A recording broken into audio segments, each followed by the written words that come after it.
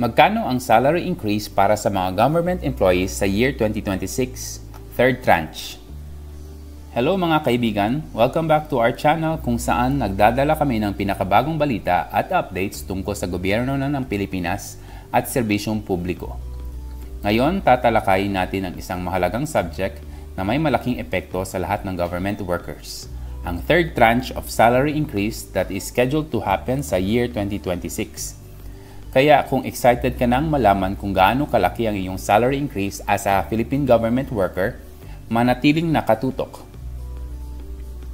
Ang Executive Order 64 ay may titulong Updating the Salary Schedule for Civilian Government Personnel and Authorizing the Grant of an Additional Allowance and for Other Purposes.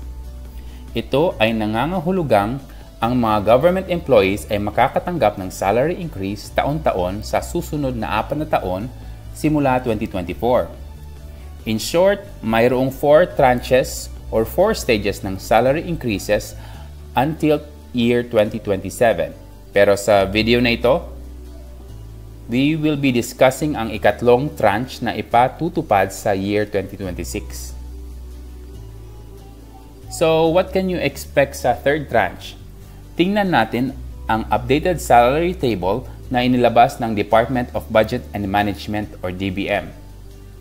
Ang Department of Budget and Management kasi ang nag-handle sa pagbibigay ng mga guidelines kung paano i-distribute ang salary increase. So sa year 2026, ang third tranche ng salary increases ay magdadala ng malaking pagtaas sa sahod ng mga government workers. Ang increase na ito ay hindi lamang para kilalanin ang dedikasyon ng ating mga public servants, kundi upang mapanatili ang competitive na sweldo kasabay ang pagtaas ng cost of living. Ngayon, tingnan natin ang mga numero. Batay sa salary table para sa third tranche, bawat salary grade level ay makakatanggap ng tiyak na pagtaas. As you can see, ang salary increase ay nag-iiba-iba batay sa rango, ngunit ang total trend ay malinaw. May makabuluhang pagtaas compared sa previous salary chart.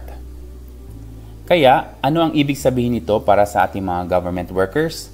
Ang mga pagtaas na ito, kasama ng iba pang allowances, ay naglalayong magbigay ng mas magandang financial stability at sa huli, ay mapabuti ang job satisfaction at performance.